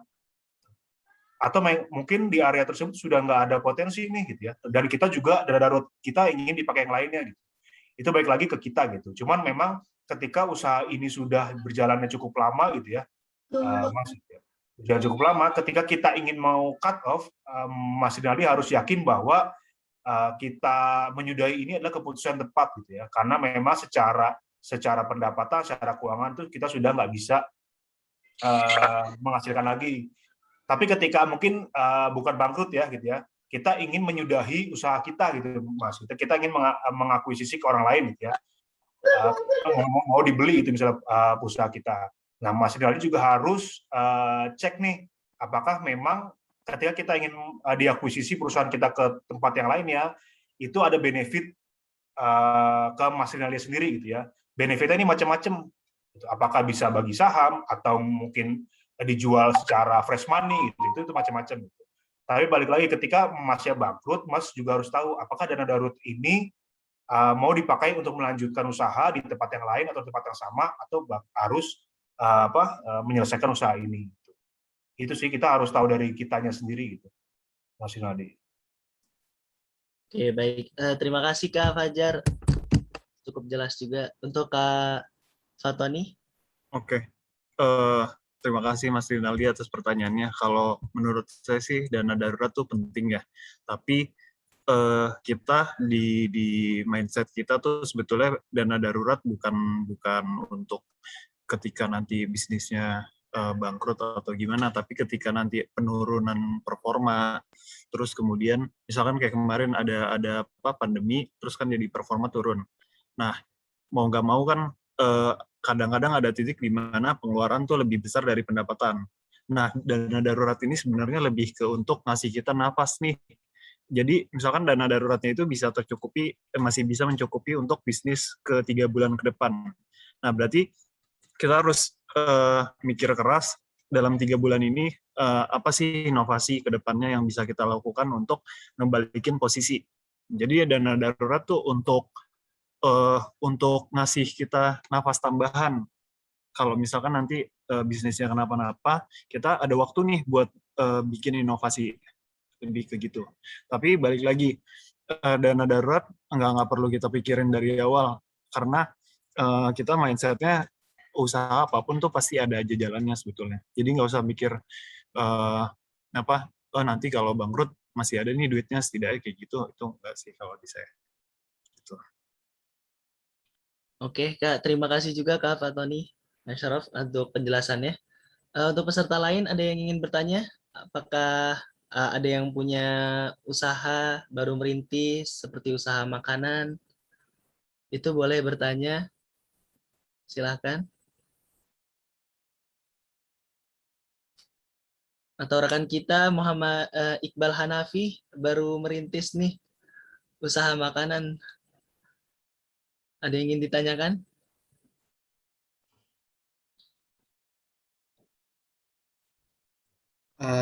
Assalamualaikum Kak.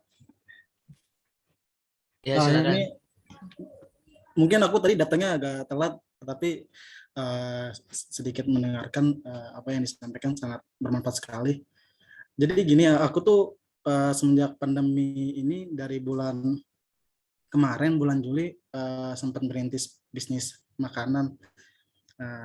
Yang ingin ditanyakan tuh, kendala di aku tuh persaingan dan ini sering kecampur antara duit modal dan duit keuntungan, karena kita sistemnya bukan modal di awal langsung besar gitu. Jadi sistemnya perputaran uang dulu, nanti baru misalnya pendapatan dipisah sedikit baru dibikin modal lagi gitu. Jadi sistemnya bukan modal baru itu. Apakah itu sistem yang salah atau gimana gitu Kak? Jadi yang pertanyakan tuh bagaimana mengatur keuangan di bidang bisnis makanan yang perputarannya tuh cepat. Terima kasih. Bisnis makanannya basisnya online atau offline? Online. Online. Nah, Eh, Berarti ketika jualannya laku, ada yang beli, itu masuk ke rekening. iya, masuk ke rekening, Tapi kadang rekeningnya juga tercampur. iya kecampur sama uang pribadi, terus ada yang sistem COD, jadi tercampur gitu. Oke. Oh, kalau dari saya sih paling kalau umumnya advice umum sih buat rekening sendiri terus dipisah di situ, itu advice umum. Tapi kalau emang nggak bisa atau agak besar effortnya, ya udah ketika emang ada penjualan eh, itu di cashin aja. Jadi dibuat uang cash terus dipisahinnya manual nih, dipisahin manual. Biasanya itu lebih jelas. Jadi udah tahu, oh duit cash yang ini nggak bisa gue pegang. Tapi emang PR-nya lebih harus dicatat sih, karena kan kalau cash itu eh, nggak kelihatan banget berkurang atau lebihnya. Kadang-kadang nggak pakai di situ, tapi harus dicatat. Jadi kayak dibikin kotak sendiri, kotak uang lah misal kayak gitu. Itu sih manualnya lebih gampang dibanding kalau misalkan buat rekening baru agak susah juga. Terus itu lebih aman juga karena kalau rekening baru kan kadang-kadang ada uang administrasi segala macam. Jadi kalau di cashin kan bisa utuh. Terus kalau misalkan nantinya mau beli untuk bahan lagi harus ngambilnya dari si cash itu tadi. Jadi dipisahin manual bisa.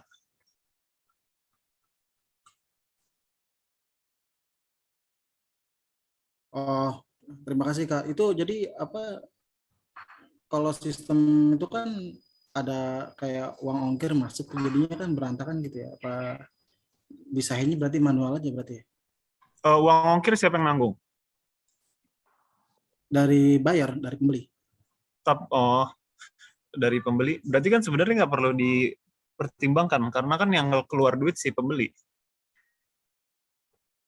Nggak akan ngatur nggak akan ngubah ke si cash yang kamu punya itu. Atau kamu keluarin dulu baru dia reimburse, baru dia bayar. Sistemnya kita ngantar nih kan, kita udah mengeluarkan di awal gitu. Pasti Oh, kan itu jadi masuknya bukan ke kas penjualan kita, tapi kasnya masuk ke kas pribadi karena ongkirnya kita nggak masukin ke pribadi gitu. ya di catatannya berarti nggak usah dicatat yang untuk ongkir. Jadi kayak pakai duit pribadi aja. Terus nanti ketika si bayar-bayar, itu langsung dipisah nih, mana yang uang ongkir, mana yang di cashin.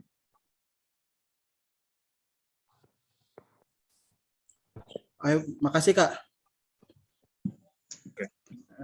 Selamat siang, izin bertanya dong.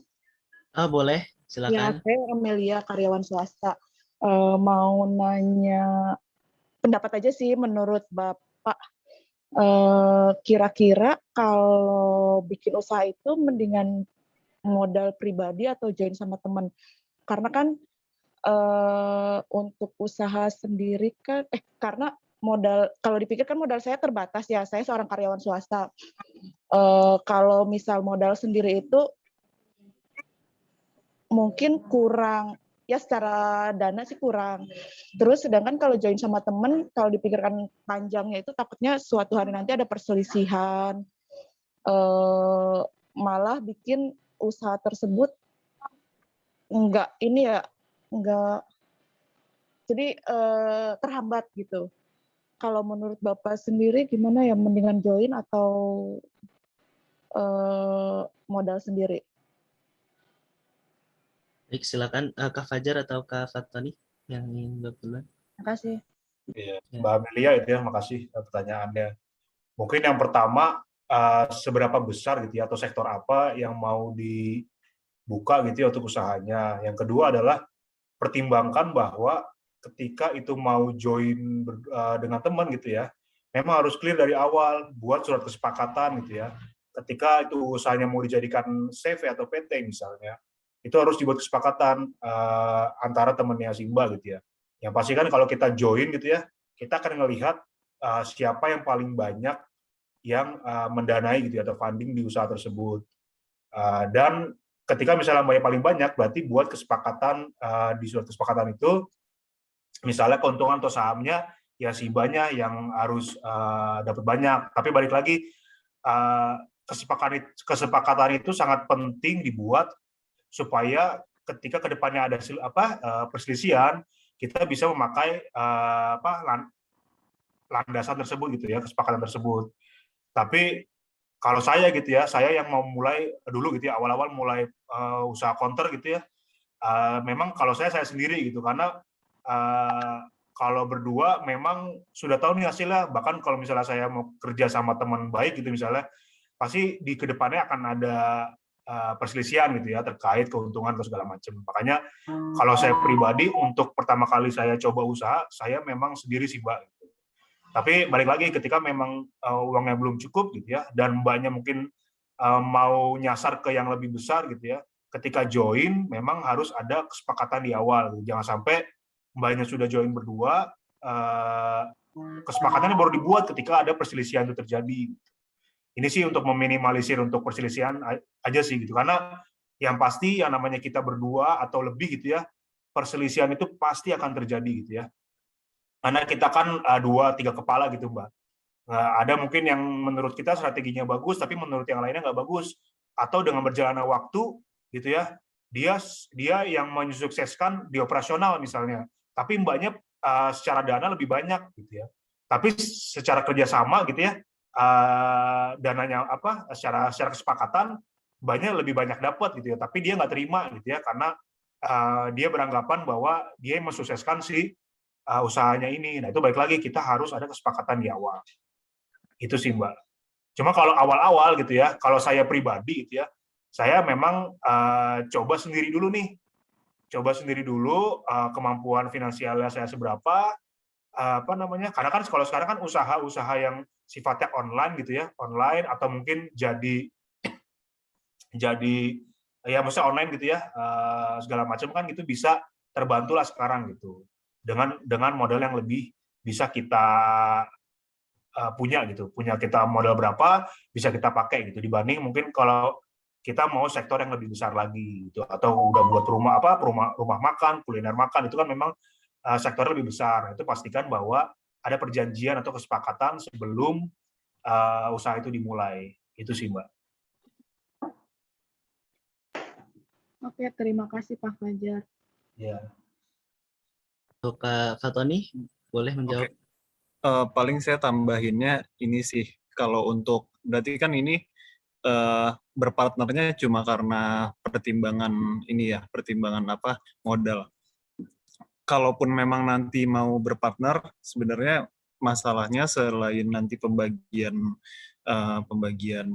profit, itu sebetulnya nanti berpengaruh juga ke keputusan bisnis. Jadi kadang-kadang nanti ketika ada suatu hal terus harus diputuskan arahnya mau kemana. Kalau ada partner itu akan banyak diskusi dulu, dan lebih banyak partner lebih banyak diskusi, keputusannya nanti bisa mundur ke waktunya. Malah kadang-kadang karena kebanyakan diskusi itu akhirnya nggak ada keputusan. Jadi pertimbangannya di situ. Tapi kalau dari segi modal sebetulnya mindset-nya adalah sebisa mungkin modal yang dalam bentuk cash, modal yang kita keluarin sendiri itu sebisa mungkin dikeluarkan sesedikit mungkin. Jadi kalau misalkan di luar tuh di luar negeri, mereka tuh mindsetnya start from garage, jadi dari garasi rumah masing-masing. Jadi bahkan kayak Microsoft gitu, itu setahu saya mereka start from garage. Google juga. Jadi emang sebisa mungkin gunakan sumber daya yang ada, nggak usah mikir kantornya di mana, terus nanti ruangannya gimana. Jadi benar-benar seminimum mungkin. Kalau bisa minjem aja, kalau bisa sewa dulu. Lebih ke kayak gitu sih. Baik, terima kasih untuk Kak Fatoni dan Kak Fajar atas penjelasannya. Ini kita close aja ya diskusinya, tanya jawabnya, karena memang udah memasuki waktu siang hari. Jadi untuk para hadirin sekalian, sekali lagi kami mengucapkan terima kasih untuk pertanyaan-pertanyaan yang luar biasanya, dan untuk kepada para pemateri atas partisipasinya dalam kegiatan webinar kali ini. Oke, untuk acara selanjutnya kita akan foto bersama, lalu setelah itu langsung penutupan. Baik, untuk foto bersama saya serahkan kepada Saudara Mufaqihu Fiddin. Padahal kami persilahkan. Baik, mungkin yang belum buka kamera, boleh dibuka kameranya ya.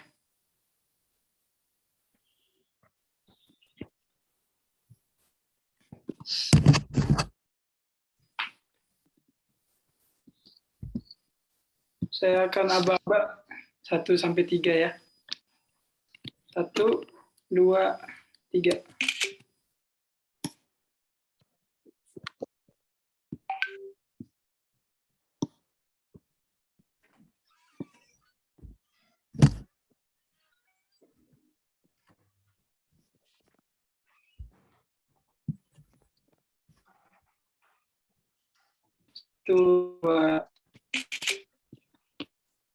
Baik, terima kasih. Baik, terima kasih kepada Saudara Mufaqihu Fiddin. Setelah ini untuk para peserta saya ingatkan kembali untuk mengisi form absen untuk mendapatkan e-sertifikat dalam acara webinar kali ini. Mungkin saya kasih beri waktu 1-2 menit ya untuk mengisi form terlebih dahulu.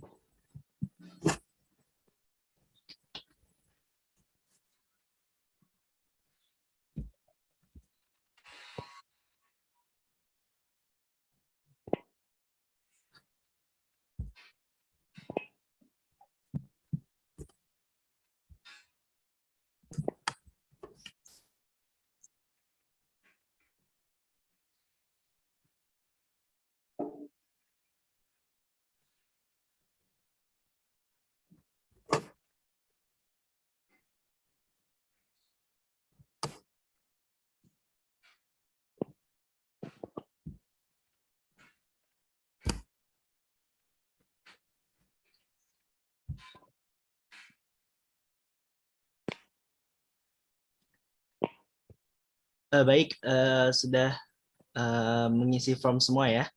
Oke, setelah ini akan ada share screen dari operator untuk penyerahan secara simbolis selaku ketua pelaksana dari Saudari Dwi Haryani kepada pemateri pada hari ini. Kepadanya kami persilahkan.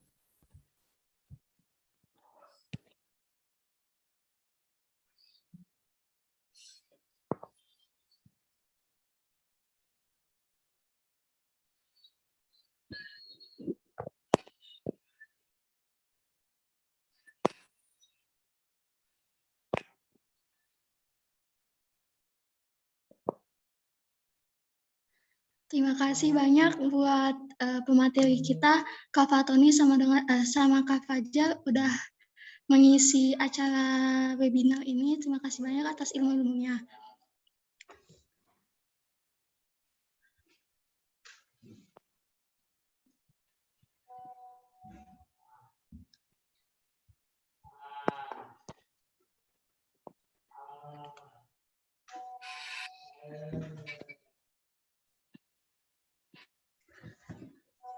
Berikut adalah e-sertifikat yang akan saya serahkan secara simbolis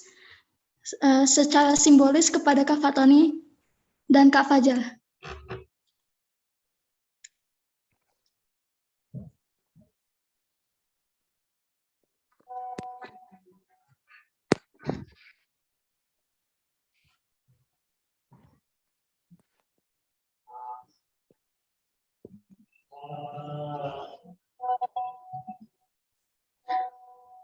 Mohon maaf kalau ada kekurangan acara hari ini. Terima kasih atas segala partisipasinya. Syukron, billahi taufiq wal hidayah. Wassalamualaikum warahmatullahi wabarakatuh. Waalaikumsalam. Waalaikumsalam.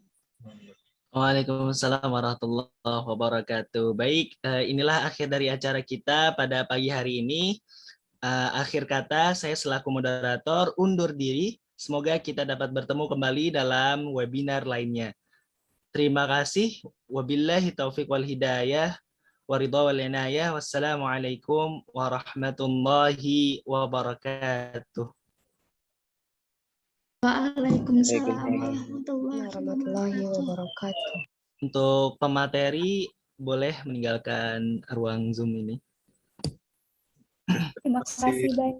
Baik, terima Kak kasih Tony, banyak Kak Kak Fatoni, Fajar. Kak Teman-teman Fajar. ya, Mbak Karina. Ya, Assalamualaikum. Terima kasih banyak, Bang. Terima kasih Bang Fatoni, Bang Fajar. Siap. Semangat ya kuliahnya ya. Ya, siap. thank you Bang. Ya, Siap. Assalamualaikum. Waalaikumsalam. Waalaikumsalam warahmatullahi wabarakatuh. Untuk para peserta di luar pengurus PPI KUIF boleh meninggalkan ruang Zoom. Untuk pengurus silakan tinggal dulu karena kita akan evaluasi sebentar.